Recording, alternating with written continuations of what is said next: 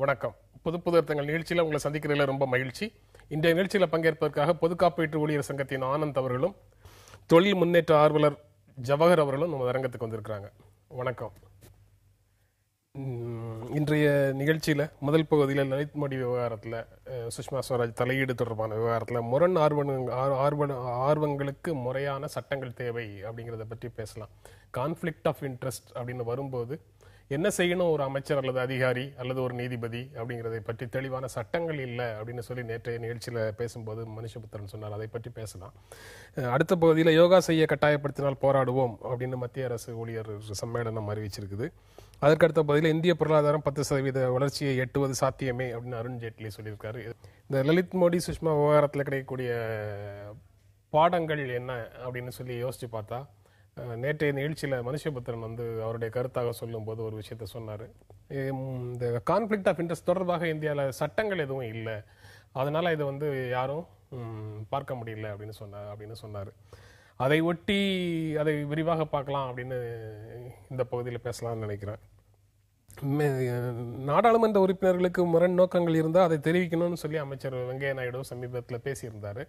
அதற்கு பிறகும் கூட நாடாளுமன்ற நெறிமுறை குழு 2012 உறுப்பினர்கள் தங்களுடைய ஆர்வங்களை ஒரு ரிஜிஸ்டரில் பதிவு செய்யணும். உங்கள் கமிட்டிக்குள்ளே வந்ததுன்னா கமிட்டியில் எந்த கமிட்டியோ அந்த கமிட்டியில் உங்களுடைய இன்ட்ரெஸ்ட் இருந்ததுன்னா அதிலிருந்து அதை சொல்லிட்டு நீங்கள் வெளியில் வரணும் அப்படிங்கிறதை பற்றியெல்லாம் அங்கே விதிகள் இருக்கிறதாக தெரியுது. சட்டம்னு எதுவும் இல்லை, ஆனால் விதிகள் இருக்கிறதாக தெரியுது. இப்போ சட்டம் வேண்டும் அப்படின்னு நீங்கள் நினைக்கிறீங்களா? அதாவது ஒரு அரசு ஊழியருக்கு கூட சில விதிமுறைகள் என்பது இருக்கிறது. ஒரு அரசு ஊழியராக நான் இப்போ இன்சூரன்ஸில் வேலை செய்கிறேன் என்றால் நான் இன்சூரன்ஸ் சம்பந்தமான பிஸ்னஸில் ஈடுபடக்கூடாது. நான் ஒரு தொழிலாளிங்கிற முறையில் நான் ஒரு ஏஜென்சி வச்சுருக்கக்கூடாது. நான் என்னோட இன்சூரன்ஸ் பாலிசி, என்னோட வண்டிக்கான பாலிசி என்னோட ஆஃபீஸ்லேயே பண்ணக்கூடாது. இதில் தான் கான்ஃப்ளிக்ட் ஆஃப் இன்ட்ரெஸ்ட் அரைஸ் ஆகும். என்னோட ஆஃபீஸ்லேயே பண்ணும்போது ஒரு கிளைம் வரும்போது எனக்கு அதில் இன்ட்ரெஸ்ட் இருக்குங்கிற அடிப்படையில் பண்ணக்கூடாது என்பது இருக்குது. இன்னொரு முக்கியமான விதிமுறை என்னென்றால் எங்களுடைய அலுவலகத்தில் இருக்கின்ற அதிகாரிகள் அவர்கள் ரிட்டையர் ஆன பிறகு 2 வருடங்களுக்கு தனியார் இன்சூரன்ஸ் கம்பெனியில் போய் சேரக்கூடாது. இப்படி சில விதிமுறைகள் என்பது இருக்குது. அப்படி சேர்ந்தால் பென்ஷன் கிடையாது. இப்படிலாம் விதிமுறைகள் என்பது இருக்கிறது. ஆனால் இந்தியாவில் பார்த்தீங்கன்னா இந்த விதிமுறைகள் எல்லாம் இந்தியாவில் இருக்கின்ற எம்பிக்களுக்கும் இந்த விதிமுறைகள்லாம் இருக்குது. ஆனால் இதெல்லாம் கடைப்பிடிக்கவில்லை என்பதை தான் நம்ம பார்க்குறோம். இப்போ இவர்களை சட்டம் போட்டு தடுக்க வேண்டும் என்பதால் ஏற்கனவே லா கமிஷன் ரெக்கமெண்ட் பண்ணியிருக்கு. கான்ஃப்ளிக்ட் ஆஃப் இன்ட்ரெஸ்ட் இருக்கின்ற இடத்துல இது ஒரு பிரைபரியாக, ஒரு லஞ்சம் போல ஒரு விஷயமாக ட்ரீட் பண்ண வேண்டும் என்று லா கமிஷனோட ரெக்கமெண்டேஷனும் இருக்குது. அதையும் மீறி தான் இந்த செயல்களாக நடந்து கொண்டிருக்கு நம்ம பார்க்கின்றோம். சட்டம் கொண்டு வருவது நல்லது தான். ஆனால் என்ன பிரச்சனை என்றால் சட்டத்தை அமுல்படுத்துகிறவர்கள், சட்டத்தை ஏற்றுபவர்கள், சட்டத்தை அமுல்படுத்துபவர்களே ஒரு கான்ஃப்ளிக்ட் ஆஃப் இன்ட்ரெஸ்ட் இருக்கும்போது நிச்சயமாக அதுக்கு ஒரு லூப் ஹோலும் கண்டுபிடிப்பார்கள். இது ஒரு தார்மீக நெறிமுறை சம்பந்தமான விஷயங்கள். இதில் உண்மையிலே ஆட்சியில் இருப்பவர்கள் அது ஒரு எக்ஸாம்பிளாக செட் பண்ண வேண்டிய விஷயங்கள். கக்கனை பற்றி நேற்றைய தினம் பத்திரிகையில் படித்தேன்.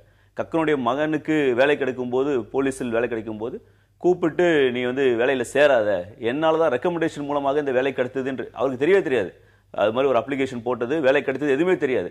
ஆனால் தகவல் தெரிந்தவுடன் நீ அந்த வேலையில் சேராத என்று சொல்லி அவர் மறுத்திருக்காரு, அவர் தடுத்திருக்காரு. அப்போ அவர் வேலையிலே கிடைக்கல கடைசியில். அப்போ கக்கனுடைய விஸ்வநாதன் என்று சொல்லக்கூடிய அவருக்கு வேலை கிடைக்காமல் போனதற்கு கக்கன் மந்திரியா இருந்தது ஒரு முக்கிய காரணமாக இருக்கிறது. ஆனால் இன்றைக்கு மிகப்பெரிய அளவில் அரசியலில் இன்றைக்கு நடந்து கொண்டிருக்க விஷயங்களை பார்க்கும்போது இந்த கான்ஃப்ளிக்ட் ஆஃப் இன்ட்ரெஸ்ட்ல உள்ளவர்கள் தான் இன்றைக்கு ஆட்சியில் வருவதை பார்க்கிறோம். நம்ம விஜய் மல்லையா போன்றவர்கள், இன்னும் பல தொழிலதிபர்கள் தான் இன்றைக்கு ஆட்சி செய்து கொண்டிருக்கார்கள். அப்போ இது தவிர்க்க முடியாம ஒரு விஷயமாக இன்றைக்கு ஆட்சியில் இருப்பவர்கள் ஏற்படுத்தியிருக்கின்ற ஒரு சிஸ்டமாக நான் பார்க்கிறேன். நான் கக்கன் பத்தி ஆனந்த் பேசினாரு. விருதுநகர்ல முதலமைச்சர் காமராஜருடைய வீட்டுக்கு எதிராக திடீர்னு ஒரு குடிநீர் குழாய் வந்ததுக்கு அவர் எதிர்ப்பு தெரிவித்து இது முதலமைச்சர் வீடுங்கிறனால ஏத்தாப்புல போட்டாங்கிற ஒரு கெட்ட பேர் வரக்கூடாது, அது தெருவின் நடுவிலேயே இருக்கட்டும் அப்படின்னு சொல்லி அவர் மாற்றியதாக செய்திகள் இருக்கு, படிச்சிருக்கிறோம். அந்த மாதிரியான விஷயங்கள்லாம் இப்போ வழக்கொழிந்து போச்சு அப்படின்னு பார்க்கலாமா? முதல்ல முரண் ஆர்வங்களில் ஏற்படுற முரண்பாடுகள் இது என்னங்கிறத முதல்ல எல்லாரும் புரியுற மாதிரி நம்ம புரிஞ்சுக்கணும்னு நான் நினைக்கிறேன். அதுக்கு ரொம்ப நல்ல உதாரணங்கள்னா நம்ம இந்திய மரபு அப்படின்னு நம்ம சொல்லும்போது நம்ம இன்னைக்கு வரைக்கும் மகாபாரதத்தையும் ராமாயணத்தையும் தாண்டி நம்ம இன்னும் போக முடியல. அவ்வளோ மாபெரும் காப்பியங்கள் 2 இருக்கு. அந்த 2 காப்பியங்களோட அச்சுமே கான்ஃப்ளிக்ட் ஆஃப் இன்ட்ரெஸ்ட், முரண்பாடு தான் இருக்கு. ஒரு தசரத மகாராஜா ஒரு ராஜாவா தான் செய்ய வேண்டியதற்கும் ஒரு கணவராக ஒரு அப்பாவாக தான் செய்ய வேண்டிய ரோலுக்கும் இடையில வர ஒரு முரண்பாடு, ஒரு சரியான ஒரு ராஜாவாக ராமனை வைக்க முடியாம தனக்கும் தன்னோட மனைவிக்கும் இருக்கிற மற்ற விருப்பங்கள்னால ராமரை காட்டுக்கு போக சொல்ற அந்த இதா இருக்கட்டும், இல்லை திருதராஷ்டிரன் வந்து ஒரு அரசராக பெரியோர்கள் ஆலோசனைப்படி நடந்து பாண்டவர்களுக்கு அந்த ராஜ்யத்தை கொடுக்காம ஒரு தந்தையாக ஒரு துரியோதனனோட அப்பாவாக இருந்த இந்த ரவுண்டில் கான்ஃப்ளிக்டாக இருக்கட்டும், இதுதான் வந்து நம்மளோட மரபில் இருக்குது. இதுதான் உண்மையான பிரச்சனையும் கூட. இதை வந்து எவ்வளவு சட்டங்கள் போட்டாலும் ஒரு விதத்திலேயோ இல்லை இன்னொரு விதத்திலேயோ வந்து இது வந்து இது மீறப்படும். ஆனாலும் வந்து இதை பற்றி நம்ம ரொம்ப பேசப்பட வேண்டியிருக்கு. ஏன்னா நேற்றுக்கு நான் வந்து ஹிந்துஸ்தான் டைம்ஸில் ஒரு நியூஸ் பார்த்தேன். எனக்கு வந்து அந்த நியூஸ் வந்து இன்னும் ரொம்ப நாள் வந்து என்னோட மனசை விட்டு போகாதுன்னு நினைக்கிறேன். அந்த நியூஸில் என்ன சொல்கிறாங்கன்னா, சுப்ரீம் கோர்ட் நீதிபதிகளில் 50% பேர் வந்து அவருடைய சொந்தக்காரர்கள் நீதித்துறையில் மேலே இருக்காங்க, நீதித்துறையில் மேலே இருக்காங்க, ஜுடிஷியரி அஃபீஷியல்ஸாக இருக்காங்க. அதே மாதிரி வந்து ஹைகோர்ட் நீதிபதிகளில் 33%க்கு மேலே அவங்க சொந்தக்காரங்க வந்து உயர் பதவிகளில் நீதித்துறையில் இருக்காங்கன்னு சொல்கிறாங்க.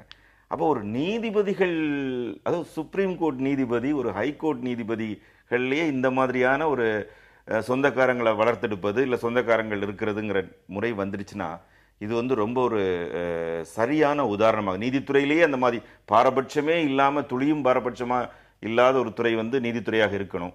அந்த நீதித்துறையிலேயே இந்த மாதிரியான இன்ட்ரெஸ்ட் வந்து உள்ள ஓடுது, தன்னோட சொந்தக்காரர்களை வந்து சுப்ரீம் கோர்ட் நீதிபதிகளாகவும் உயர்நீதிமன்ற நீதிபதிகளாகவும் இது பண்ணுறாங்கன்னா இதை கொஞ்சம் இன்னும் நம்ம ஆழமாக கவனமாக பார்க்கணும்னு நினைக்கிறேன். இதில் ஒரு விஷயம் மாத்திரம் நான் இதை முடிச்சுக்கிறேன். அதாவது இது வந்து எவ்வளவோ சட்டங்கள் இருக்குது, ஆனால் யூஎஸில் கூட பார்த்தீங்கன்னா, ஆனால் அதோட தளம் வேறு தளத்தில் இருந்தீங்கன்னா, இந்த ராஜரத்னம் அப்புறம் ரஜத் குப்தா இவங்க 2 பேரும் வந்து இன்சைடர் இன்ஃபர்மேஷன், அவங்க வந்து ஒரு கம்பெனியோட ஷேர் ஹோல்டர்ஸாகவும் அதே சமயத்தில் அந்த இன்ஃபர்மேஷன் வந்து மற்றவங்கள்ட்ட வந்து பாஸ் ஆன் பண்ணுறதுக்காக வேண்டி பல கோடி ரூபாய் அபராதங்களையும் சிறை தண்டனையும் அவங்க 2 பேரும், இவங்கெல்லாம் வந்து ஒரு ஐகானாக இருந்தவங்க, ஒரு பெரிய உதாரணங்களாக இருந்தவங்க, இன்னைக்கு வந்து சிறை தண்டனை பெறுற மாதிரி அங்கே வந்து கடுமையான நடவடிக்கைகள் எடுக்கப்படுது. இங்கே அந்த மாதிரியான நடவடிக்கைகள் இல்லைங்கிறது வந்து கொஞ்சம் கவனத்துக்குரியது தான். அதான் அமெரிக்காவில் 18 US கோடு 208ங்கிற சட்டம் இருக்குது. ரஷ்யாவில் இது மாதிரியான விவகாரத்துக்கு சட்ட விதிகள் இருக்கு. பாகிஸ்தான்லேயும் இதற்காக சட்டங்கள் உருவாக்கப்படுது. அரசு விவகாரங்களில் இருக்கக்கூடியவங்க, அரசு அதிகாரத்தில் இருக்கக்கூடியவங்க யாரும் தங்களுக்கோ தங்களுடைய தொடர்புடையவர்களுக்கோ லாபம் தரக்கூடிய எந்த பிரச்சனையிலையும் தலையிடக்கூடாதுங்கிறது அங்கு உறுதியாக இம்ப்ளிமெண்ட் ஆகுது அப்படின்லாம் சொல்றாங்க. ஜவஹர் சுட்டி காட்டுறபடி பார்த்தா நம்ம மரபிலேயே கிட்டத்தட்ட அதெல்லாம் இந்த முரண் ஆர்வங்கள் இருக்கும்போது வேறு நிர்பந்தங்கள் காரணமாக அல்லது குயிட் புரோக்கோ காரணமாக உதவி செய்தல் அல்லது சலுகை அளித்தல் அப்படிங்கிறது பெரிய அளவில் நம்ம பார்க்காம போயிட்டோமா அப்படிங்கிற ஒரு கேள்வி வருது. ஆனால் அப்படி நடந்ததுக்காக அவர் சொன்ன 2 உதாரணங்களை வச்சு பார்த்தா அப்படி நடந்ததுனால தான் மிகப்பெரிய கான்ஃப்ளிக்ட் வருது. கான்ஃப்ளிக்ட்டுக்கு பிறகு நீதி நிலைநாட்டப்படுகிறது அப்படின்னா முதல்ல அவங்க செய்தது தவறு அப்படிங்கிறது இறுதியில் எஸ்டாப்ளிஷ் ஆகுதுங்கிறதையும் புரிஞ்சுக்கலாம் அதுல இருந்து. நீங்க எப்படி பாக்குறீங்க ஆனந்த்? இல்லை, அதாவது இன்னைக்கு இருக்கின்ற பாராளுமன்றத்தில் பார்த்தீங்கன்னா ஒரு 320 எம்பிக்கள் மிகப்பெரிய கோட்டீஸ்வரர்கள் இருக்கார்கள். இவங்க எல்லாரும் தொழில் உள்ளவர்களாக தொழில் அதிபர்களாக இருக்கார்கள். இவர்கள் தான் இன்னைக்கு பாராளுமன்றத்துக்குள்ள வரார்கள். அப்போ இந்த கான்ஃப்ளிக்ட் ஆஃப் இன்ட்ரெஸ்ட் கண்டிப்பாக இருக்கக்கூடிய ஒரு வாய்ப்பு என்பது இருக்கிறது. அப்போ இதுல வந்து நீங்க எலெக்ஷன்ல நிக்கிறதுல இருந்து ஆரம்பிக்க வேண்டிய ஒரு விஷயமாக நான் பாக்குறேன். இது வெறும் ஏன்னா எலெக்ஷன் எல்லாரும் தொழிலதிபர்களாக இருப்பவர்கள் தான் இன்னைக்கு எம்பியாக வரும்போது எலெக்ஷன்ல நிற்கும் போது யார் நிற்க வேண்டும், இவர்களுக்கு தொழில் இருந்தால் இவர்கள் இந்த ஆட்சியில இன்னைக்கு சட்டமேற்றக்கூடிய அதிகாரம் ஒரு கையில் கொடுத்தால் என்னங்கிறது உட்பட இன்னைக்கு பேசக்கூடிய ஒரு விஷயமா நான் பாக்குறேன். அதனால கான்ஃப்ளிக்ட் ஆஃப் இன்ட்ரெஸ்ட் என்பது ஒரு மிகப்பெரிய விஷயமாக நான் பாக்குறேன். அதுல இன்னைக்கு இருக்கின்ற ஆட்சியாளர்கள் நிச்சயமாக இந்த கான்ஃப்ளிக்ட் ஆஃப் இன்ட்ரெஸ்ட் உள்ளவர்கள் தான் அதிகமான எம்பிக்கள் இருக்கிறார்கள் என்பதையும் நம்ம பார்க்கணும். அதனால ஒரு ரொம்ப சிக்கலான விஷயம் இது. அதுல ஒரு தார்மீக ரீதியாக ஒரு நேர்மையாக அவர்களாக வெளியே வருவதுதான் சரியா இருக்கும் அப்படின்னு நான் பாக்குறேன். சமீபத்துல கூட இந்த சிகரெட் அட்டையில வந்து எச்சரிக்கை படங்களை பெருசாக்கணும் அப்படின்னு சொல்லும் போது அந்த நாடாளுமன்ற குழுவில் இடம்பெற்ற BJP MP Shyamacharan Gupta beedi company நடத்துறவர் அப்படிங்கிறது தெரிஞ்சது. அவர் வந்து பீடிகளால உடல் நலக்கேடு எதுவும் இல்லை, அந்த விளம்பர படத்தை வந்து அதிகரிக்க வேண்டிய அவசியம் இல்லை அப்படின்னு கருத்து சொன்னார். அப்பவே இந்த கான்ஃப்ளிக்ட் ஆஃப் இன்ட்ரெஸ்ட் தொடர்பான பேச்சு வந்தது. ஆனா அது உறுதியாக ஒரு விவாதமாக டெவலப் ஆகல. இப்ப சுஷ்மா ஸ்வராஜ் வரும்போது அந்த விஷயம் வந்து பெருசாகுது. இந்த மாதிரியான நிலையை வரும்போது நீங்க இன்சூரன்ஸ் கம்பெனில உண்டான விதி சொல்றீங்க, இங்கெல்லாம் நடைமுறைக்கு வருது. ஆனா எம்பிக்கள் அமைச்சர்கள்னு வரும்போது நடைமுறைக்கு வரலன்னு அர்த்தமா? ஆமா, நிதின் கட்காரி விஷயத்திலயும் நம்ம பார்த்தோம். நம்ம மிகப்பெரிய VK சிங் அவருடைய இதுவா இருந்துட்டு சீஃப் ஆர்மி அட்மிரலா இருந்துட்டு நேரடியாக பாராளுமன்றத்துக்குள்ள வராரு, அது பாக்குறோம். நம்ம சதாசிவம் நீதிபதி சொன்னது வந்து போஸ்ட் ரிட்டையர்மெண்ட்ல இன்சூரன்ஸ் அபிஷியல்ஸ் வந்து எங்க பிரைவேட் கம்பெனிலேயே 2 வருஷம் 2 இயர்ஸ் போக கூடாதுங்கிற விதி. பென்ஷன் கிடையாது, ஒரு பென்ஷன் கிடையாது, பென்ஷன் கிடையாது. ஆமா, போனாங்கன்னா பென்ஷன் கிடையாது. ஏன்னா அதுல கான்ஃபிளிக்ட் ஆஃப் இன்ட்ரெஸ்ட் இருக்கிறதுனால. நீதிபதி சதாசிவம் பார்த்தோம் நம்ம. ஒரு நீதிபதியை அவருடைய சுப்ரீம் கோர்ட் நீதிபதியாக இருந்து ஓய்வு பெற்ற உடனே அவர் கேரளாவோட கவர்னராக மாற்றார்கள். இப்போ இதெல்லாம் என்ன சந்தேகத்தை உருவாக்குறது என்றால், அவர்கள் பொறுப்பில் இருக்கும்போது இது போன்ற பதவிகளுக்காக இல்லை எதிர்காலத்தில் அவருடைய தேவைகள் அவருடைய சொந்தக்காரர்களுக்காக செய்யக்கூடிய வகையில் அவர்கள் தீர்ப்பு கொடுத்திருப்பார்களா இல்லை செயல்பட்டிருப்பார்கள் என்ற சந்தேகத்தை உறுதிப்படுத்துகிற வகையில் தான் நடந்து கொண்டே இருக்கிறதை நம்ம பார்க்கணுமா. அப்போ சரியான விதிமுறைகள் இருந்தும் கூட இதெல்லாம் அமுல்படுத்தப்படாமல் இருக்குன்னு தான் நம்ம பார்க்கின்றோம். இதுதான் நம்ம என்ன பார்க்குறோம்னா மினிமம் கவர்னன்ஸ் சொல்றாரு இவரு, மினிமம் கவர்மெண்ட் மேக்ஸிமம் கவர்னன்ஸ்ங்கிறாரு. இதெல்லாம் எங்க இருக்குங்கிறது தான் இப்போ கேள்விக்குறியா இருக்கு.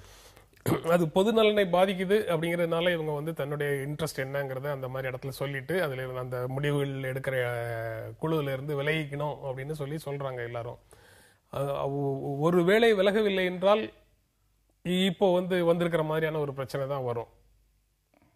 இப்போ அதற்கு உடனடியான பனிஷ்மெண்ட்னு எதுவும் கிடையாது. அதானே சிக்கல். அதுல அந்த மாதிரி ஒரு உண்மையை சொல்லாமல் மறைத்தார் ஒரு எம்பி, உண்மையை சொல்லாமல் மறைத்தார் ஒரு அமைச்சர் அப்படிங்கிறதுக்காக அவங்களுக்கு எந்த விதமான பனிஷ்மெண்ட்டும் கிடையாது. இப்போ அதெல்லாம் ஒரு பெரிய விஷயமாகவே பார்க்காத அளவுக்கு நம்முடைய தோள்கள் தடித்து போயிடுச்சா அப்படிங்கிறதையும் சேர்த்து பார்க்க வேண்டியது இருக்கு. இல்லை, நீங்க 2 பேரும் ஒரு நல்ல உதாரணங்களை நீங்க சொன்னீங்கன்னு நினைக்கிறேன். நீங்க காமராஜை பத்தி சொன்ன உதாரணம், பெருந்தலைவர் காமராஜரை பத்தி சொன்ன, அவர் கக்கனை பத்தி சொல்ல உதாரணங்களும் என்னோட சிந்தனை கொஞ்சம் தூண்டுதுன்னு தான் சொல்லணும். ஏன்னா இப்போ யாருக்கு ரோல் கான்ஃப்ளிக்டே இன்ட்ரெஸ்டே இல்லாமல் இருக்காங்கன்னு பார்த்தீங்கன்னா, யாரு கொள்கை அளவில் இதுதான் கொள்கைன்னு தான் பொது வாழ்க்கையில் ஒரு கொள்கையை முன்னெடுத்து அதன்படியாக அரசியல் பண்ணுறவங்களுக்கு அந்த ரோல் கான்ஃப்ளிக்ட் கம்மியாக இருக்குது. இப்போ குறிப்பாக சொல்லணும்னா, இப்போ ஆர்எஸ்எஸ் காரர்கள் மிக தெளிவாக ரோல் கான்ஃப்ளிக்ட் இல்லாமல் அவங்க கொள்கைப்படி இருப்பாங்க. அது மாதிரி கம்யூனிஸ்டுகளும் மிக தெளிவாக அவங்களோட கொள்கை. இப்போ சுதந்திர காலகட்டத்தில் இந்தியா உருவாகும் போது நேரு, காந்தி, காமராஜ் போன்றவங்க தன்னோட கொள்கையை நம்பினதுனால அவங்க அவங்களும் ரோல் கான்ஃப்ளிக்ட் இல்லாமல் இருக்காங்க. இப்போ இந்த மாதிரி தேர்தல் அரசியல்னு வந்தபோது ஒரு நிறைய வாக்கு வங்கிகள் சேகரிக்கும் போது நீங்கள் அந்த தேர்தலில் ஜெயிச்சு நீங்கள் அரசியலுக்கு நீங்கள் வந்துடுறீங்க. வந்த பிறகு உங்களுக்கு எல்லாருமே நம்மள மாதிரி ஆட்கள், சாதாரண ஆட்கள் ஒரு அரசியல்வாதிகிட்ட போய் எனக்கு அந்த உதவி வேணும், இந்த உதவி வேணும். இப்போ லலித் இவங்க சுஷ்மா ஸ்வராஜ் கேஸில் லலித் மோடி தன்னோட மனைவிக்கு கேன்சரில் இருக்காங்க அப்படின்னு நான் சொல்லும்போது நம்ம உடனடியாக நம்ம மற்றதை பார்க்க மாட்டோம். நம்ம கேன்சரில் இருக்கிற பேஷண்ட்டுக்கு ஏதாவது உதவி பண்ணுவோங்கிற முறையில் நம்ம பண்ணுறோங்கிற மாதிரி நம்ம எடுத்துக்கலாம். இப்போ இதில் என்னென்ன கான்டாக்ட் எனக்கு இருக்குங்கிறத நான் முதல்ல டிக்ளேர் பண்ணுங்கிறது எனக்கே தெரியாது. நிறைய விஷயங்கள் எனக்கு என்ன இருக்குங்கிறத நம்ம சொல்ல முடியாது. ஏன் நான் இதை சொல்கிறேன்னா, இப்போ உதவிங்கிறது ஒரு சின்ன இன்ஃபர்மேஷனை பாஸ் பண்ணுறதா கூட இருக்கலாம். இங்கே ஒரு நாளைக்கு இந்த மாதிரி இது இருக்க போது இதை பார்த்துக்குங்க அப்படின்னு யார்கிட்டயோ சொல்றதா கூட இருக்கலாம். அதன் மூலமாக கோடிக்கணக்கான ரூபாய்களை பெறுவதாக கூட இருக்கலாம். ஆனால் நீங்கள் ஒரு கருத்தை நீங்கள் குறிப்பிட்டீங்க, அது ரொம்ப முக்கியமான ஒரு விஷயம். அது நீங்கள் ரொம்ப சரியாக சொன்னீங்கன்னு நினைக்கிறேன். அது நீங்கள் உங்களோட பதவியை யூஸ் பண்ணி தகுதி இல்லாத ஒருத்தருக்கு நீங்கள் அந்த பதவியை நீங்கள் கொடுக்கும்போது என்ன நடக்குதுன்னா, அங்கே ஒரு போராட்டக்களம் உருவாயிருது. அங்க தகுதி உள்ள ஒரு நபருக்கும் இந்த தகுதி இல்லாத இல்ல அதிக தகுதி இல்லாதவராக இருக்கணும்னு அவசியம் இல்ல.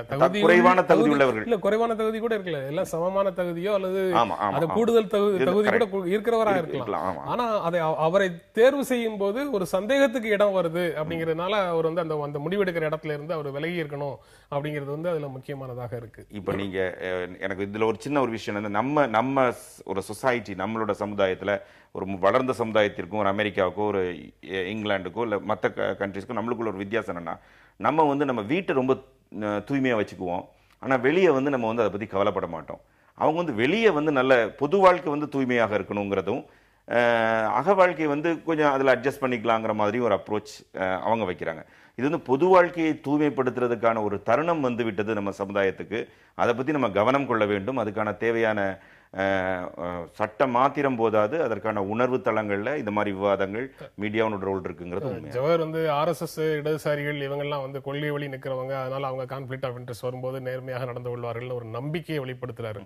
அது நம்பிக்கையாக மட்டுமே பார்க்க முடியும் அப்படின்னு தோணுது. அதுலயும் சில உதாரணங்கள் என்னால பேச முடியும்.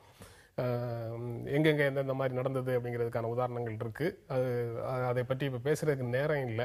நீங்க அது தொடர்பாக எதையும் குறிப்பாக சொல்ல இல்லை. எனக்கு தெரிஞ்சு என்ன பார்க்குறேன்னா, நீங்க சொல்ற மாதிரி உதவி செய்வதுன்னு இன்னொன்று ஐடி மினிஸ்டர் நம்ம பார்த்தோம், தயாநிதி மாறன்.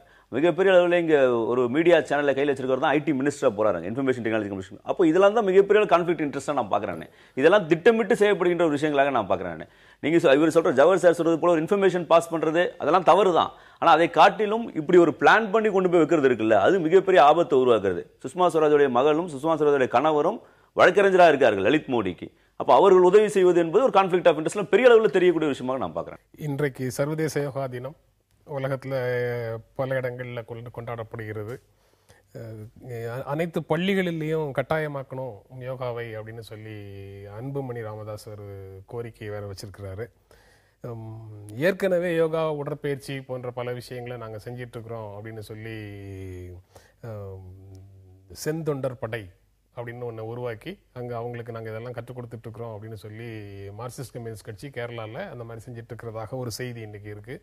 அன்புமணியினுடைய கோரிக்கை ஒரு செய்தியாக இருக்குது. சர்வதேச யோகா தினம் பற்றி நிறைய செய்திகள் இருக்குது, விளம்பரங்கள் இருக்குது. இதற்கு இந்த நிறைய செய்திகள் யோகா பற்றி இருக்கக்கூடிய செய்திகளுக்கு நடுவில் யோகா செய்ய கட்டாயப்படுத்தினால் போராடுவோம்னு மத்திய அரசு ஊழியர்கள் சம்மேளனத்தினுடைய எச்சரிக்கையும் ஒரு செய்தியாக வந்திருக்குது. இந்த எச்சரிக்கை அதாவது மத்திய அரசு ஊழியர்கள் யோகா தினத்தை கடைபிடிக்கணும்னு சொல்லி எந்த சுற்றறிக்கையும் வராத சூழல்ல இந்த எச்சரிக்கை எவ்வளவு தூரம் அவசியமானதுன்னு நீங்க நினைக்கிறீங்க? துரைபாண்டியன் தான் அந்த இதை சொல்றாரு. அதுக்கு பதில் துரைபாண்டியன் தான் கேட்கணும்னு சொல்ல மாட்டீங்கன்னு நினைக்கிறேன்.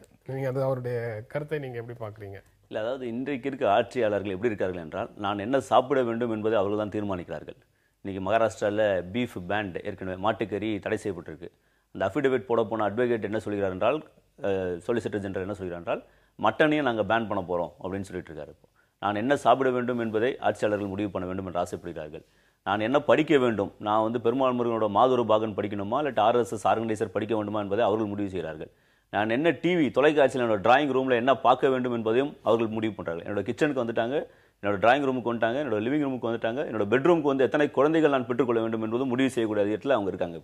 இப்போ அடுத்து காலையில் நான் என்ன பண்ண வேண்டும் என்பதில் அவங்க முடிவு பண்ணுகிறார். அப்போ இது தொடர்ச்சியாக ஒரு தனி மனிதர்களோட சுதந்திரத்தில் தனி மனிதர்கள் என்ன செய்ய வேண்டும் என்பதை கண்காணிப்பதற்காகவே ஒரு அரசு என்பது போல தான் இது இருந்து கொண்டிருக்கிறது. அதனால தான் துரைபாண்டியன் இது ஒரு ஆன்டிசிபேட் பண்ணி சொல்றாரு. இது எதிர்காலத்தில் ஒரு சர்க்குலராக கூட வருவதற்கான வாய்ப்புகள் இருக்கு என்று பார்க்குறாரு. அதனால் இந்த அரசாங்கத்தில் என்ன ப்ராப்ளம் என்னன்னா, ஒரு மேஜர் இஷ்யூஸ்லாம் இன்னைக்கு இருக்கு. இன்னைக்கு சுஷ்மா ஸ்வராஜ் ஒரு மேஜர் இஷ்யூ. இன்னைக்கு ஒரு சீதாராம் யெச்சூரி கூட ரொம்ப அழகாக பேசியிருக்காரு. 20 கோடி மக்களுக்கு சாப்பாட்டுக்கே வழி இல்லாமல் இருக்கான், அவனுக்கு என்ன யோகா வேண்டியிருக்கு அப்படின்னு சொல்லிட்டு பேசியிருக்காரு. இன்னைக்கு அப்போ போன்ற ஏராளமான பிரச்சனைகள் இந்தியாவில் இருக்கு. அது எல்லாமே திசை திருப்புகின்ற வகையில் இன்னைக்கு ஒன்று தூய்மை இந்தியா என்று பேசுகிறார்கள், இன்னொன்று இது போன்ற விஷயங்களை பேசிக்கொண்டே இருக்கார்கள். அப்போ இது ஒரு டைவர்ஷனரி டாக்டிக்ஸாக அவர் பண்ணுவதனால இதை கட்டாயப்படுத்தி அதன் மூலமாக ஊழியர்கள் மத்தியில் ஒரு மத ரீதியான விஷயங்களை திணிப்பதற்கான ஏற்பாடாக இருக்கும் என்ற அடிப்படையில் தான் ஒரு தொலைநோக்கு பார்வையோட துரைபாண்டியன் இதை பேசியிருக்கான்னு தான் நான் பார்க்குறேன். ஜவஹர், நீங்க எப்படி பார்க்குறீங்க? இதில் 2 விஷயம் நான் குறிப்பாக சொல்ல விரும்புகிறேன்.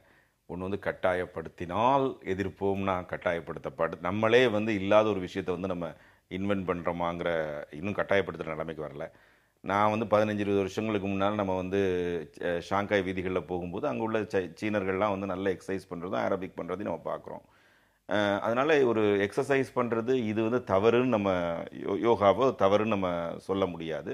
இப்போ இவங்க சொல்கிறாங்க மத்திய அரசு ஊழியர்கள், போலீஸ்காரங்க நாங்கள் எக்ஸசைஸ் பண்ண மாட்டோம், நாங்கள் இது பண்ண மாட்டோம்னு சொல்ல முடியுமா? இல்லை ஒரு தனியார் துறையில் இருக்கிற ஊழியர்களோட நிலைமை என்ன, இன்ஃபார்மல் செக்டரில் இருக்கிற ஊழியர்களோட நிலைமை என்ன, அவங்க என்ன பண்ணுவாங்க? இந்த மாதிரி நிறைய கேள்விகள் இருக்குது. இது இல்லாத ஒரு விஷயத்தை நம்ம பூதகரமாக கிளப்ப வேண்டிய தேவையில்லையோன்னு எனக்கு தோணுது. இல்லை, அதில் இருக்கிற அந்த ஓம், சூரிய நமஸ்காரம், அந்த மாதிரியான கருத்துக்களை ஏற்க முடியாத மத சிறுபான்மையினர் இருக்கலாம் அப்படிங்கிறது தான் துரைபாண்டியனுடைய கருத்தினுடைய அடிப்படை. ஆனால் அது ஓம் இல்லாமலே ஞாயிறு போற்றுதும் அப்படின்னு சொல்லிட்டு அதை நான் செய்கிறேன்னு சொல்லி திமுக தலைவர் கருணாநிதி ஏற்கனவே அவருடைய யோகா கற்றுக் கொடுக்க வந்தவர்கிட்ட அதை ஓம் சொல்லாமலே நான் அதை செய்கிறேன்னு சொன்னதாக பழைய செய்தி இருக்கு. அதே மாதிரி மாற்று வழிகளில் செய்யணும்னா செஞ்சுக்கலாம். ஆனால் கட்டாயப்படுத்தணுமா அப்படிங்கிறது கேள்வி இருக்கு. கட்டாயப்படுத்தலைங்கிறது இன்னொரு விஷயம். ஆனால் அந்த பிரச்சாரத்தினுடைய தீவிரம் கட்டாயம் மாதிரி ஒரு தோற்றத்தையும் ஒரு அழுத்தத்தையும் கொடுக்கலாம் அப்படிங்கிறதுனால துரைபாண்டியன் அப்படி சொல்றாரா? இல்லை, அதாவது நீங்கள் சார் சொன்னது போல என்னன்னா, இது உடல் ரீதியாக மன ரீதியாக அமைதியை கொடுக்கும் என்று சொன்னால் அதில் மாற்று கருத்து யாரும் கிடையாது. யோகா ஒரு பெஸ்ட் எக்ஸசைஸுங்கிறதுல யாருக்கும் மாற்று கருத்தே கிடையாது. ஆனால் என்ன பிரச்சனை என்றால், இது திணிக்கும் போது இல்லை இதில் மத ரீதியான விஷயங்களை பேசும்போது அதுதான் பிரச்சனையாகிறது. அதெல்லாம் செக்குலர் யோகாங்கிறதுல இன்னைக்கு கேரளாவில் ஒரு பாப்புலர் வடிவமாக வந்துட்டு இருக்கு. இன்னைக்கு நேற்றுக்கு இல்லை, ரொம்ப வருஷமாக அது பண்ணிட்டு இருக்காங்க. இப்போ இந்த இன்டர்நேஷனல் யோகா டே ஒட்டி அது ரொம்ப பாப்புலராக வந்து கொண்டிருக்கு. அது போன்ற விஷயங்களே பண்ணலாம். அதை விட்டுட்டு நீங்க வந்து ஒரு அரசாங்கம் முன்னின்று திணிப்பது என்பது இருக்குல்ல, அது போன்ற விஷயங்கள் அது வந்து நிச்சயமாக ஒரு பிரச்சனைக்குரிய விஷயமாக மாறும். புதிதாகவும் இல்ல, காங்கிரஸ் காலத்திலேயே, நேரு காலத்திலேயே யோகா பாப்புலர் அப்படின்னு சொல்லி காங்கிரஸ் இப்ப கிளைம் பண்ணுது. செக்குலர் யோகா, மதச்சார்பற்ற யோகா ஏற்கனவே செந்தொண்டர் படைக்கு நடத்திட்டு இருக்கிறோம்னு சிபிஎம் இப்ப சொல்லுது. அதனால இது புதிதாக ஒன்றும் இல்லை அப்படின்னு சொல்லி எஸ்டாப்ளிஷ் பண்றதுக்காக அரசியல் கட்சிகள் அதை சொல்றாங்களா, இல்ல அதுல மத சம்பந்தப்பட்ட விஷயங்கள் இல்லாமலும் கூட பண்ண முடியுங்கிறத எஸ்டாப்ளிஷ் பண்றதுக்காக சொல்றாங்களா அப்படிங்கிறது புரியல. இந்திய பொருளாதாரத்துல 10% வளர்ச்சியை எட்டுவதற்கான சாத்தியப்பாடுகள் இருக்கு அப்படின்னு சொல்லி நிதியமைச்சர் அருண்ஜேட்லி அமெரிக்காவில் பேசும்போது சொல்றாரு. 9 நாள் சுற்றுப்பயணமாக அமெரிக்கா போயிருக்காரு. அங்க பேசும்போது சொல்றாரு, அதாவது 10% வளர்ச்சியை எட்டுவது சாத்தியமே அப்படின்னு தலைப்பிட்டு இருக்குது. அதை வந்து ஜவஹர் அவர் சொல்லியிருக்கிறது வந்து எட்டாதுன்னு சொல்ல முடியாது அப்படின்னு பேசியிருக்கிறார். டபுள் நெகட்டிவ்ல பேசியிருக்காரு. ரெண்டுக்கும் இடையில வேறுபாடு என்ன இருக்கா? அது ஃபஸ்ட்டு முதல்ல இந்த விஷயம் வந்து மிக மிக முக்கியமானதுங்கிறத ஏதோ 8%, 10%, 5%ங்கிறது வந்து நம்மளுக்கு சம்பந்தம் இல்லாத ஒரு விஷயம்ங்கிற மாதிரி நம்ம கருத முடியாது. ஒவ்வொருத்தருக்கும் இந்தியாவில் இருக்கக்கூடிய ஒவ்வொரு குடிமகனையும் ஏதோ ஒரு விதத்துல பாதிக்கக்கூடிய, அப்படி சொன்னா ஏற்றுக்குவீங்களா? ஏதோ ஒரு விதத்துல ஆழமாக பாதிக்கக்கூடிய, சிலருக்கு அல்லது பலருக்கு நன்மை, சிலருக்கு அல்லது பலருக்கு பாதிப்பு அப்படிங்கிற மாதிரி ஏதோ ஒரு விஷயத்துல எல்லாரையுமே பாதிக்கக்கூடிய ஒரு விஷயமாக இருக்கும். அதனால இந்த மாதிரி பேச்சை வந்து நமக்கு தெரியாத சப்ஜெக்ட், புரியாத சப்ஜெக்ட் ஒதுக்கிற முடியாதுன்னு சொல்றீங்க. ஆமா, அதுலயும் உண்மையாக பெண்களை வந்து இது ரொம்ப பாதிக்கக்கூடிய விஷயமா இருக்கு. ஏன்னா வருமானம்ங்கிறது குடும்ப வருமானம், நாட்டு வருமானம், குடும்ப வருமானம், தனிநபர் வருமானம், எதிர்காலம், இது எல்லாமே ஒரு சம்பந்தப்பட்ட ஒரு விஷயங்கிறது. அதனால பொருளாதார வளர்ச்சினா எனக்கு சம்பந்தம் இல்லை, பிரைம் மினிஸ்டர் பேசுவார் நம்ம நினைக்க முடியாது. நம்பர் 1 இது. அதுவும் தொழில்துறையில் இருக்கிறவங்களுக்கு இது மிக மிக முக்கியமான ஒரு விஷயமா இருக்குன்னு சொல்லணும். டபுள் இது இப்போ எப்படி அவர் பேசுறாரு, ஒரு நிதியமைச்சர் இப்படி தான் பேசி ஆகணும். இப்போ வந்து ஒரு கிரிக்கெட் மேட்ச் நடக்குது, எதிரணியில் இருக்க 2 அணிக்கு போட்டி நடக்குது. அப்போ ஒரு கிரிக்கெட் கேப்டன் வந்து ஜோஷ் கொடுத்து தான் ஆகணும், எல்லாத்தையும் புஷ் பண்ணி தான் ஆகணும். ரொம்ப நல்லா பண்ணுறோம், இன்னும் பண்ணணும், இன்னும் சிறப்பாக பண்ணணும், 10% டபுள் டிஜிட் குரோத்தை பண்ணணும், நம்ம சொல்லி தான் ஆகணும். அது டொமஸ்டிக்கா இந்தியால பேசும்போது சொன்னா நீங்க சொல்ற உற்சாகம் ஊட்டுறாங்க சொல்லலாம். நீங்க அமெரிக்கால சொன்னா அங்க வந்து இன்வெஸ்டர்ஸ் மத்தியில அந்த உற்சாகத்தை ஊட்டுறாங்க. அதை இப்போ வந்து நம்ம வந்து ரொம்ப முக்கியமான விஷயம் இது எங்க பேசுறாங்கிறத நான் சொல்ல வந்தேன். நீங்க எங்க பேசுறாங்கிற ஒரு விஷயத்த சொன்னோம். அவர் 9 நாள் பயணமாக அமெரிக்காவுக்கு போயிருக்காரு. அமெரிக்காவில் வந்து அமெரிக்கன் என்டர்பிரைஸ் இன்ஸ்டிடியூட்டுங்கிறது அமெரிக்காவோட திங்க் டேங்க்ட அந்த விஷயத்த பேசுறாரு. அதாவது இன்வெஸ்டர்ஸ் மத்தியில், தொழிலதிபர்கள் மத்தியில், அமெரிக்கா மீடியா கிட்ட வாஷிங்டன் டிசியில் அந்த இடத்துல இருந்து அவர் பேசுறாரு. அப்போ அதை வச்சு தான் வந்து அங்கிருந்து முதலீட்டாளர்கள் வந்து அவங்களுக்கு இந்தியா மேல ஒரு கான்ஃபிடன்ஸ் வந்து அவங்க இந்தியாவில் வந்து இன்வெஸ்ட் பண்ண வரணும், வந்தால் தான் இங்கே உள்ள தொழில்துறைகள் வளர முடியுங்கிற நிலைமையில இன்னைக்கு உலகம் ஃபுல்லா, இந்தியா மாத்திரம் இல்லை, அது எந்த நாடாக இருந்தாலும் சரி, இந்த மாதிரியான ஒரு நிலைமையில தான் நம்ம இருக்கிறோம். அதனால வெளிநாட்டு முதல்ல வரவேற்கிற ஒரு முயற்சியில அவர் ஈடுபட்டு இருக்கும்போது இதை பத்தி சொல்றது ரொம்ப முக்கியம். என்னையை பொறுத்த வரைக்கும் அவர் குறைவாகத்தான் சொல்லியிருக்காரு, காஷியஸா சொல்லியிருக்காரு. ஏன்னா அவர் பேசுறது வந்து ஒரு பெரிய திங்க் டேங்க் முன்னால, பெரிய சிந்தனையாளர்களும் ரொம்ப கேர்ஃபுல்லா பார்க்குறவங்க முன்னால அவர் பேசுறாரு. அதனால தான் அந்த டபுள் நெகட்டிவ், அது நாட் இம்பாசிபிள், 10% ரேட் வந்து சாத்தியமில்லாமல் இல்லை அப்படின்னு அவர் சொல்றாரு. அப்புறம் அடுத்த ஸ்டெப்ல ரீசனபிளி பாசிபிள், காரண ரீதியாக வந்து சாத்தியம்ங்கிறதையும் ஒரு பேசுறாரு. இது நிச்சயமாக ஒரு நல்ல இதுதான். இன்னும் கொஞ்சம் கூட பண்ணியிருக்கலான்னு நான் நினைக்கிறேன். அதை ஏன் நான் சொல்ல வேண்டியிருக்குன்னா, இதுக்கு நிறைய காரணங்கள் வந்து இது நல்லா இருக்குதுங்கிறதுக்காக வேண்டியான காரணங்கள் தெரியுது. இந்தியாவை இரட்டை இலக்க வளர்ச்சியை நோக்கி அழைத்து போவோம் அப்படிங்கிறது வந்து புதிதான முழக்கமாக இல்லை. டாக்டர் மன்மோகன் சிங்கும் பிரதமராக இருக்கும்போது இதே விஷயத்த சொல்லியிருக்கிறாரு. அவங்க சொன்ன நம்பருக்கும் இவங்க சொல்ற நம்பருக்கும் இடையில வந்து வேறுபாடு ஏதாவது இருக்கா? இடையில் வந்து அந்த ஜிடிபிய ஒட்டுமொத்த உற்பத்தியை கணக்கீடு செய்வதில் உண்டான அளவுகோல்கள் மாற்றப்பட்டன அப்படின்னு ஒரு செய்தி இருந்தது. அதனுடைய எஃபெக்ட் என்ன? அதாவது ஜிடிபியை கால்குலேட் பண்ணுவதற்கான பேஸ் இயர் என்று சொல்வார்கள், அது வந்து மாற்றப்பட்டிருக்கிறது. 2004, 2005க்கு பிறகு 2014, 15 10 ஆண்டுகளுக்கு பிறகு அந்த பேஸ் இயரை மாற்றப்பட வேண்டும். ஆனால் இப்போ வந்து 2011, 12 மாற்றப்பட்டு ஒரு 7 ஆண்டுகளுக்குள்ளே அந்த பீரியட் என்பது மாற்றப்பட்டு இப்போ யூபிஏ கவர்மெண்ட் கடைசியில் வந்து 4% வளர்ச்சி, 5% வளர்ச்சி எல்லாம் சொல்லப்பட்டது. இப்போ ரிவைஸ் பண்ண பிறகு அதுவே 6%, 6.5% வரைக்கும் வளர்ச்சி என்பது வந்து விட்டது. அதனால தான் பிஜேபி இதில் பெரிய அளவில் டாம் பண்ணல. என்னன்னா அப்படி பண்ணுச்சுன்னா யூபிஏ கவர்மெண்ட்டுக்கு கிரெடிட் கொடுக்குற மாதிரி ஆயிடும். ஏன்னா 2011, 12, 13, 13, 13, 14 வரை யூபிஏ கவர்மெண்ட் இருந்தது. இந்த ரிவைஸ் பண்ணும்போது அவருடைய வளர்ச்சியும் 4.1 6 வரைக்கும் வளர்ந்துருக்கதை நம்ம பார்க்கணும். நம்ம அப்போ இது வளர்ச்சி என்பது 4.1 6 வரைக்கும் வளர்ந்திருக்கு, மாற்றப்பட்டிருக்கு. அந்த பேஸ் இயர் மாற்றப்பட்டதுனால ஒரு வளர்ச்சியாக காட்டப்பட்டது. 4% சொல்லிட்டு இருந்தது, இப்போ 6% 6% மாற்றப்பட்டிருக்காது.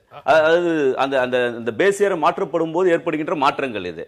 இன்னொன்னு என்னன்னா, அப்ப இந்த 10க்கு பொருள் 8 அல்லது ஆமா, ஏதாவது 10க்கு பொருள் 6 கூட இருக்கலாம், 7 கூட இருக்கலாம். இன்னொன்னு பெரிய அளவுல ஒரு மாற்றம் என்பது என்ன வந்திருக்கிறது என்றால், இந்த கிராஸ் வேல்யூ அடிஷன் என்று சொல்வார்கள். ஒரு பொருள் ஒரு அடிப்படையாக வருகின்ற ஒரு ரா மெட்டீரியல் இருந்து எவ்வளவு ஆட் ஆகுறதுங்கிறத பொறுத்து தான் ஜிடிபி என்பது கணக்கிடப்படுகிறது.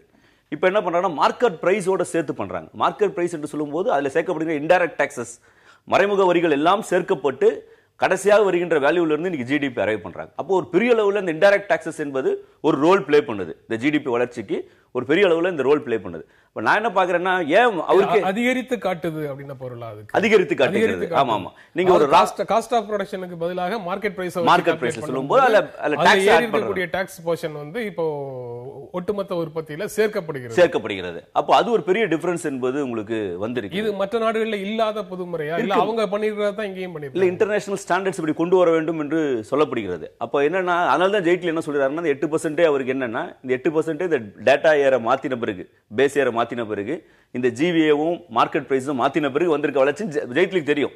அதனால 10% அவர் ரொம்ப தயக்கத்தோட இன்னைக்கு 10% வரலாம், சாத்தியமில்லை என்று சொல்ல முடியாது என்றெல்லாம் பேசியிருக்காரு. நான் என்ன பார்க்கிறேன், ஜிடிபி வளர்ச்சிக்கு பல காரணங்கள் இருக்கு. ஜவஹர் சார் சொன்னாரு, வந்து எல்லாருக்குமே ஒரு பாதிப்பு ஏற்படுத்தக்கூடிய விஷயம் என்று பார்க்கிறார்கள். உதாரணத்துக்கு இப்ப எல்லாருமே வந்து வீட்டில் சமைச்சு சாப்பிட்டாங்கன்னா அந்த ஜிடிபி என்பது வேறு. எல்லாரும் ஹோட்டலுக்கு போய் சாப்பிட ஆரம்பிச்சாங்க, கல்ச்சர் மாறுது. இன்னைக்கு எல்லாரும் ஹோட்டலில் போய் சாப்பிட ஆரம்பிச்சாங்கன்னா நிச்சயமாக ஹோட்டல் இண்டஸ்ட்ரி வளர்வது போல காட்டப்படும், ஜிடிபி வளர்ந்தது போல காட்டப்படும். இந்தியாவில் வந்து அதிகமாக கஞ்சா விற்பனை ஆச்சுன்னா கூட ஜிடிபி உயர்ந்துரும். அப்படி பல விஷயங்கள் இருக்கு. ஜிடிபி வளருவதற்கான பல்வேறு விஷயங்கள் நம்ம சொல்ல முடியும். நம்ம இது மட்டுமே காரணம் என்பது அல்ல. ஆனால் ஜிடிபி வளர்ச்சி மட்டுமே ஒரு அளவுகோல் கிடையாது. ஒரு வளர்ச்சி, இந்தியாவோட வளர்ச்சி என்பது ஜிடிபி அளவுகோல் மட்டும் ஒரு வளர்ச்சியாக நாம் பார்க்க முடியாது. அதை தாண்டி இந்தியாவுடைய சமூக பொருளாதார, இன்னைக்கு சாமானிய மக்களுடைய வளர்ச்சி, இது எல்லாமே மனித வள குறியீடு, இதெல்லாம் சேர்த்து தான் வளர்ச்சியா பார்க்கிறோம் நம்ம.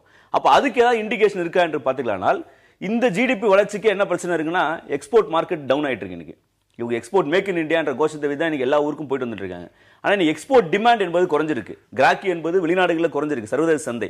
அப்போ இவர்களுக்கு உற்பத்தி ஆகிற பொருள் எங்க விற்பனை ஆக போகுதுங்கிற ஒரு கேள்வி என்பது இருக்குது. இந்த ஓராண்டில் இண்டஸ்ட்ரியல் இண்டெக்ஸ் ப்ரொடக்ஷன் வந்து குறைஞ்சிருக்கு, அது கூட வளரல, அப்போ குறைஞ்சிருக்கு. அப்போ அக்ரிகல்ச்சர் குறைஞ்சிருக்கு. அப்போ 10% என்பதே சாத்தியம் இல்லைங்கிறதா நமக்கு தெரியுது. அதனால தான் நாட் இம்பாசிபிள்ங்கிற ரொம்ப ஜெய்ட்லி பேசியிருக்காரோன்னு கூட எனக்கு தோணுது. எனக்கு அதாவது இன்னைக்கு ஆனந்த் வந்து ரொம்ப ட்ரமாட்டிக்கலாக மிகைப்படுத்துறாருன்னு நான் நிறைய விஷயங்கள் நினைக்கிறேன். இன்னைக்கு வந்து முதல்ல வந்து அந்த சேஞ்ச் ஆஃப் ஃபிகர்ஸ் வந்து ஜிடிபியை மெஷர் பண்ணுறது, ஜிடிபியை அது பொருளாதார வளர்ச்சியை நம்ம அளக்கிறதுக்காக குறியீடுகளை வந்து நம்ம மாற்றிருக்கோம் அப்படிங்கிறது முதல்ல வந்து இப்போ தான் வந்து நம்ம நார்மலாக உலகத்தில் என்ன பழக்க வழக்கத்தில் இருக்கோ, மற்ற நாடுகள் என்ன பழக்க வழக்கத்தில் இருக்கோ அந்த பழக்க வழக்கத்துக்கு நம்ம வரோம். இதில் வந்து நம்ம அதில் வந்து இதுக்கு இந்த கவர்மெண்ட் வேறு எதுக்கோக வேண்டி மாற்றிச்சு அப்படின்னு சொல்கிறது வந்து தவறானது. அது 6.9% 2013-14 இருந்தது. இதனால் என்ன ஆகுதுன்னா 4.7% இருந்தது, 6.9% வந்து 2013-14 ஃபிகர்ஸ் வந்து 2.2% வந்து கூட தெரிகிற மாதிரி ஒரு தோற்றத்தை வந்து இது கொடுக்குதுங்கிறது ஒரு விதத்தில் உண்மைதான். ஆனால் அதுக்கு வந்து யாரும் வந்து பழியாக முடியாது. ஆனால் இதுக்கு இடையில இன்னொரு விஷயம் வந்து அவர் அரசு துறையோ அல்லது ரிசர்வ் பேங்கோ அல்லது அந்த பொறுப்பில் இருக்கக்கூடிய மற்ற அமைச்சர்களோ, பிரதமரோ, நிதி அமைச்சரோ பேசும்போது இப்போ யூபிஏ வந்து 4% விட்டுட்டு போச்சுன்னு சொல்லுவாங்களா, இல்ல 6% விட்டு போச்சுன்னு சொல்லுவாங்களா? அங்கிருந்து அது நம்ம வந்து சமீபத்தில் வந்து இல்ல எங்களை மாதிரி ஆட்களுக்கு இதெல்லாம் தெரியாதுன்னு வச்சுக்கோங்க. நாங்க 4.4 மன்மோகன் சிங் பீரியட்ல சொன்னது தான் நாங்க நம்பிட்டு இருப்போம். இப்ப 7.3 இப்ப அருண் ஜேட்லி சொல்றாருன்னா ரொம்ப பாசிட்டிவான ஒரு குரோத் இருக்கு அப்படின்ற ஒரு உணர்வு வருது இந்த செய்தியை படிச்ச உடனே. ஆனா நீங்க அளவுகள்ல ஏற்பட்ட, குறியீடுகள்ல ஏற்பட்ட மாற்றம் அப்படின்னு சொல்லும் போது, இன்டர்நேஷனல் ஸ்டாண்டர்ட்ஸுக்கு நம்ம மாத்திருக்கோம்னு சொல்லும் போது இப்ப வேறு ஒரு சித்திரம் கிடைக்குது. இல்ல, பட்ஜெட்ல பேசும்போது கூட அருண் ஜேட்லி என்ன பேசியிருக்காருன்னா, கடந்த யூபி அரசாங்கத்தின் போது 4.2%, 5% இருந்த ஜிடிபி வளர்ச்சி ரிவைஸ், ரொம்ப கேர்ஃபுல்லா யூஸ் பண்ற வார்த்தைகளை, ரிவைஸ்டு டேர்ம்ஸ்ல அது வந்து 7.5 மாறி இது யாரு ரிவைஸ்டுங்கிறத படிப்பாங்க, இல்ல யாரு ஜிடிபி ரிவைஸ்டுங்கிறத மாறி இருக்குங்கிறதெல்லாம் புரிஞ்சுப்பாங்க. நம்ம 4.6 7.5 ஃபிகர் தான் பார்ப்போம். நம்ம அப்ப அதுல கூட ஒரு நேர்மை இல்லங்கிறத நான் பாக்குறேன்.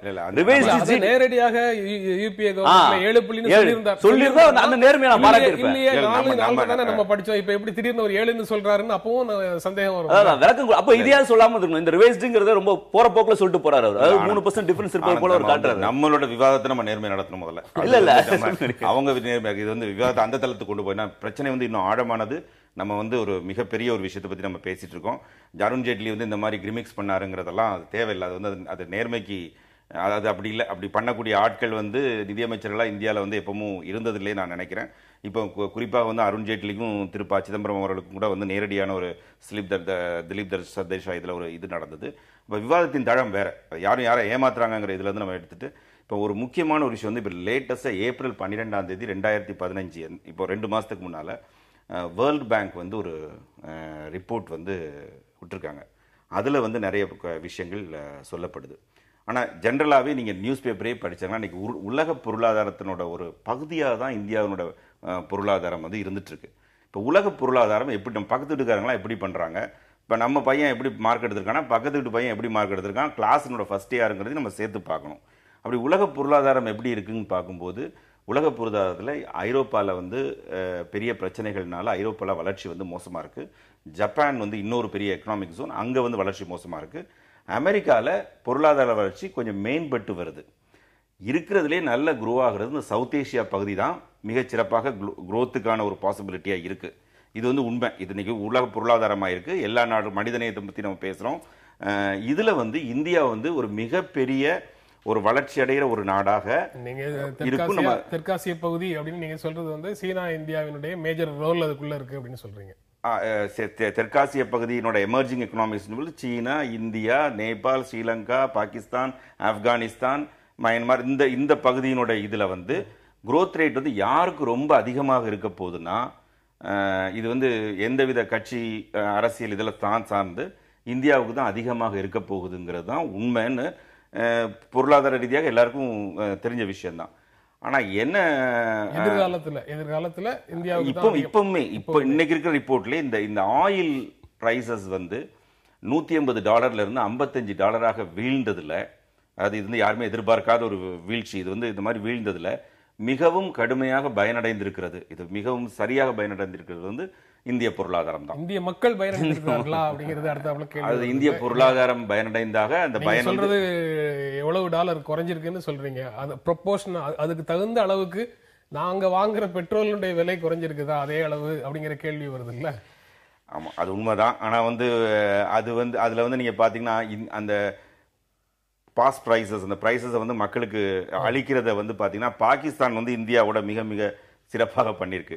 பாகிஸ்தான் வந்து பெட்ரோல், டீசல், எல்பிஜி இந்த 3 துறைகளில் பார்த்தீங்கன்னா 50% மேலே வந்து பயன்கள் 50-55% பயன்களை வந்து மக்கள் கொடுத்துட்டாங்க. ஆனால் இந்தியாவில் வந்து பெட்ரோலையும் டீசலையும் 30% தான் கொடுத்துருக்காங்க. எல்பிஜியில் வந்து நெகட்டிவாக கொடுக்கல, கூட்டியிருக்காங்க. ஸோ அந்த மாதிரி பாஸ் அவுட் பண்ணால் அந்த ரூபா வந்து ஆயில் துறை இன்ஃபேக்ட் இப்போ என்ன ஆகுதுன்னா இந்த ஆயில் துறையில் செய்யப்பட்ட சில முயற்சிகள்னால அரசனோட வருமானம் கூட்டியிருக்கு. மற்ற வளர்ச்சி பணிகளுக்கு வந்து அதை செலவு பண்ணுறதுக்கான இது வாங்கியிருக்கு. ஆனால் இன்னும் மற்ற துறைகளை நம்ம பார்க்கணும். இது வந்து யூபிஏ, என்டிஏ 2 கவர்மெண்ட்டும் சேர்ந்து பண்ண விஷயங்களோட பயன் வந்து இன்னைக்கு கேட் வந்து அது கரண்ட் அக்கௌண்ட் டெபிசிட், நம்ம என்ன எவ்வளோ பொருள் வாங்குகிறோம் எவ்வளோ பொருள் வந்து விற்கிறோங்கிறதுக்கான டெபிசிட் வந்து நிச்சயமாக வந்து கட்டுக்குள்ளே கொண்டு வந்திருக்கு. மற்ற எல்லா நாடுகளோட வந்து நம்ம சிறப்பாக கட்டுக்குள்ளே கொண்டு வந்திருக்கோங்கிறது ஒரு விதத்தில் உண்மைதான். ஆனால் இதெல்லாம் நம்ம ஏன் சொல்ல வேண்டியிருக்குன்னா வெளியே இருந்து மூலதனம் இங்கே வர வேண்டியிருக்கு, இங்கே வந்து தொழில் வளர வேண்டியிருக்கு, நம்மளோட இளைஞர்களுக்கு, நம்மளோட சிறு தொழில்களுக்கு, மற்றவங்களுக்கு வந்து வாய்ப்புகள் உருவாக்க வேண்டியிருக்கு. இல்லைன்னா நம்ம என்னத்தை பண்ணுவோம், நம்ம வறுமையை தான் வந்து நம்ம பகிர்ந்து கொண்டுட்டு இருக்கணும். வளர்ச்சியை நம்ம பகிர்ந்து கொண்டு முதல்ல வளர்ச்சி உருவாக்கணும்ல. கரண்ட் அக்கௌண்ட் டெபிசிட் குறைந்திருக்கிறது என்று சொல்வதற்கு முக்கிய காரணம் ஆயில் இம்போர்ட் என்பது பிரைசஸ் என்பது குறைஞ்சிருக்கிறது தான். இல்லை என்ன பார்த்தீங்கன்னா நான் ஆயில் இம்போர்ட்ஸ் என்று சொல்வார்கள், அது வந்து 28% உயர்ந்திருக்கிறது இதே காலகட்டத்தில். 2014-15 கோல்டு போன்ற விஷயங்கள்ல நான் ஆயில் இம்போர்ட்ஸ் 28% உயர்ந்திருக்கிறது. எக்ஸ்போர்ட் குறைஞ்சிருக்கு. அப்போ எக்ஸ்போர்ட் குறைஞ்சிருக்கு என்று சொன்னால் டெபிசிட் கூட வேண்டும். உங்களுக்கு இம்போர்ட் ஏறி இருக்கு என்றால் டெபிசிட் கூட வேண்டும். இது எங்க காம்பன்சேட் ஆயிருக்குன்னா ஆயில் பிரைஸ்ல காம்பன்சேட் ஆயிருக்கு. நீங்க சொன்னது போல ஆயில் பிரைஸ் காம்பன்சேட் ஆனதும் சாதாரண மக்களுக்கு டிரான்ஸ்ஃபர் ஆகல. எனக்கு என்ன பிரச்சனை என்றால் இந்த ஜிடிபி வளர்ச்சி என்று நீங்க சொல்லுகின்ற அந்த பிம்பம் என்பது சாதாரண மக்களுக்கு பலனளிக்கவில்லை என்றால் எப்படி இது கண்டினியூ? நான் வந்து ஒரு சமூக மாற்றத்தை பத்தி பேசல, ஒரு சோசியல் சமூகத்தை பத்தி பேசல. இன்னைக்கு இருக்க முதலாளித்த சமூகமே எக்ஸிஸ்ட் ஆக வேண்டும் என்று சொன்னால் இதெல்லாம் கணக்கில் எடுக்கலன்னா எப்படி முதலாளித்த சமூகமே எக்ஸிஸ்ட் ஆகுங்கிற கேள்வி இருக்கு. மிகப்பெரிய நிதி நெருக்கடி சந்திச்சோம் 2008 உலக நிதி நெருக்கடி சந்திச்சோம். அப்படி உலக நிதி நெருக்கடிக்கு அப்புறம் கூட நம்ம பாடம் கற்றுக்கிறது தான் நான் பார்க்குறேன். நான் இப்போ ஜிடிபி வளர்ச்சி வந்து சைனாவை விட நம்ம கூட இருக்கோம்னா சைனா வந்து அப்சல்யூட் டேர்ம்ஸில் இந்தியாவோட 5 மடங்கு பெரியது. ஜிடிபி வந்து நம்மளோட 5 மடங்கு பெரியதாக சைனா இருக்கு. சைனாவோட 10 மடங்கு பெரியது யுஎஸ், யுனைடெட் ஸ்டேட்ஸ் ஆஃப் அமெரிக்காவோட பொருளாதாரம். அப்போ 1, 2 என்று சொல்லும்போது 1க்கு 2க்கு கேப் ஏதோ பக்கத்தில் இருக்குன்னு 10 மடங்கு அமெரிக்கா பெருசு. 1% அமெரிக்காவில் growth என்று சொன்னா கூட அப்சல்யூட் டேர்ம்ஸ்ல எங்கேயோ நிற்கும்.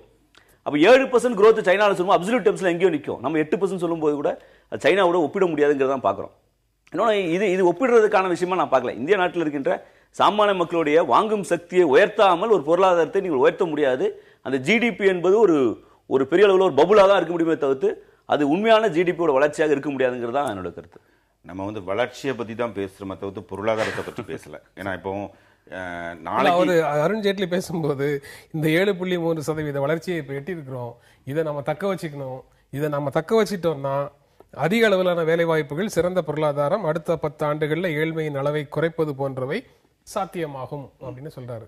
சோ இந்த வளர்ச்சியை தக்க வச்சுக்கிறது, இந்த வளர்ச்சி அதிகமாகும் போது அந்த விளைவுகள் எல்லாம், அந்த நன்மைகள் எல்லாம் நடக்கும் அப்படின்னு சொல்றாரு. அது நடக்கிறதுக்கு வாய்ப்பு இருக்காங்கிறத அவர் சேர்த்து சொல்றாரு. நீங்க ஒன்று சட்டியில இருந்தா தான் அகப்பையில வருங்கிற மாதிரி முதல்ல வளர்ச்சி வந்த பிறகுதான் அதை வந்து பகிர்ந்தளிக்க முடியும். இப்போ எனக்கு இன்னொரு நான் இந்த துறையில இந்த இடத்துல இருந்து நான் வந்து அதுக்கு ஆல்டர்னேட்டிவ் ஒன்று இருக்கான்னு பார்த்தா இடதுசாரிகள்கிட்டயோ இல்லை வந்து வலதுசாரிகள்கிட்டயோ நடுசாரிகள்கிட்ட யார்ட்டுமே ஆல்டர்னேட்டிவ் இல்லை. அவங்க எல்லாருமே வந்து இந்த மாதிரியான ஒரு வளர்ச்சி முறையை தான் வந்து நோக்கி தான் வந்து போயாகணும். அதாவது கேபிட்டலிசம் வந்து வளர்ந்தாதான் சோசியலிசம் வர முடியும். நாங்க சொல்லல சார், நாங்க வந்து புதிய மாற்றத்தை பத்தி அதான் சொன்னேன். சோசியலிசம் சமூகத்தை நோக்கி போறோம்னு சொல்லல. அப்படி நான் சொல்லல, அதான் சொல்றேன். நீங்க வாங்கும் சக்தியை உயர்த்தாமல், மக்களுடைய வாங்கும் சக்தியை உயர்த்தாமல், நீங்க இன்னைக்கு உதாரணத்துக்கு ஒரு எக்ஸாம்பிள் சொல்றேன். நான் போன 2014-15 எக்ஸ்பெண்டிச்சர் அரசாங்கம் செலவு பண்ணுகின்ற மொத்த செலவினங்கள் என்பது குறைந்திருக்கிறது. பர்சன்டேஜ் ஆஃப் ஜிடிபி குறைஞ்சிருக்கு. அரசாங்கத்துக்கு வரும் வேண்டிய வருமானம் இன்கம் டாக்ஸ் மூலமாக இல்ல அதர் வரிகள் மூலமாக வருமானமும் குறைஞ்சிருக்கு. அப்ப என்ன பண்ண வேண்டும்? வரிகள், கார்பரேட் டாக்ஸை உயர்த்த வேண்டும். கார்பரேட் டாக்ஸை குறைச்சிருக்காங்க. எக்ஸ்பெண்டிச்சரை உயர்த்த வேண்டும். ரெண்டுமே முரண்பாடு இருக்கு. அப்ப நீங்க மனித வளத்தை பெருக்காமல், மனித வளத்தை உற்பத்தி செய்வதை பார்க்காமல் நீங்க வெறும் பொருளாதார வளர்ச்சி என்பது எப்படி சரியா வருங்கிறத இறுதியான இது ரொம்ப முக்கியமான கருத்து. நம்ம அவசர அவசரமாக பதிவு செய்ய வேண்டிய விருப்பம் இருக்கு. அதாவது இந்தியால இருந்து நம்ம இளைஞர்களை வந்து நம்ம படிக்க வச்சு அவங்க வந்து அமெரிக்கால கொண்டு தொழில் தொடங்குறாங்க. அங்க வந்து நான் சொல்ற 2000 டேட்டா ஃபார்ச்சூன் மேகசின்ல ரிப்போர்ட் ஆனது. நம்ம இளைஞர்கள் அமெரிக்காவோட சிலிகான் வேலியில உருவாக்கின கம்பெனிகளோட வளர்ச்சி அன்னைக்கு இருந்த இந்தியா வளர்ச்சியோட 50%. இங்க 2%க்காக வேண்டி நம்ம வந்து பேசிட்டு இருக்கோம். ஆனா இதே தொழில் முனையும் இளைஞர்கள், இந்திய இளைஞர்கள் சிலிகான் வேலியில 50%ஆன growth வந்து உருவாக்குறாங்க. அப்ப அந்த மாதிரியான ஒரு என்விரான்மெண்ட், ஒரு சூழலை நம்ம இந்தியால அவங்களுக்கு ஏற்படுத்தி கொடுத்தோம்னா அந்த வளர்ச்சி இங்க நடக்கும். அமெரிக்கா நம்ம இளைஞர் ஒரு சைடுல அமெரிக்காட்ட கொண்டு வளர்ச்சியை கொடுத்துட்டு இன்னொரு அமெரிக்கால இருந்து நம்ம மூலதனத்தை எதிர்பார்த்துட்டு இருக்கிறதுக்கு பதிலா நம்ம இளைஞர்கள் இங்க உள்ள தொழில் முனைவோருக்கு இங்க இருக்க வாய்ப்புகளை நம்ம ஏற்படுத்துறது வந்து மிக மிக முக்கியம். இதுதான் என்னோட ஆல்டர்னேட்டிவ். வேற யாரும் சொல்றது இல்லைங்கிறத நீங்க ஒத்துக்கணும். இல்ல நானும் ஒத்துக்கிறேன். 1ஆம் கிளாஸ்ல சேருகின்ற ஒரு 100 பேர் சேர்ந்தாருன்னா குழந்தைகள் 12 பேர் தான் 12ஆம் வகுப்புல சேர்றாங்கிறது தான் ஸ்டாட்டிஸ்டிக்ஸ். 12% தான் ஹையர் எஜுகேஷன் வருது. அந்த 12% ஹையர் எஜுகேஷன் வச்சு நீ சிலிகான் வேலையை டாமினேட் பண்ண முடிகிறது என்று சொன்னால் அந்த ஹையர் எஜுகேஷன் 50% போகக்கூடிய அளவில் கல்வி தரத்தை உயர்த்தினால், கல்விக்கு அரசாங்கம் சப்சிடி கொடுத்தால் இன்னும் இந்தியா உலகம் முழுவதும் இந்தியர்கள் டாமினேட் பண்ணுவாங்கிற விஷயத்தை நம்ம புரிஞ்சு கொள்ள வேண்டும் தான் பாக்குறேன். நான் இந்த நிகழ்ச்சி நிறைவு செய்யறதுனால தொடர்ந்து பேச முடியல. இந்த நிகழ்ச்சியில பங்கேற்று உங்களுடைய கருத்துக்களை பகிர்ந்து கொண்டதற்கு எங்கள் நெஞ்சார்ந்த நன்றி. மீண்டும் சந்திப்போம். நன்றி, வணக்கம்.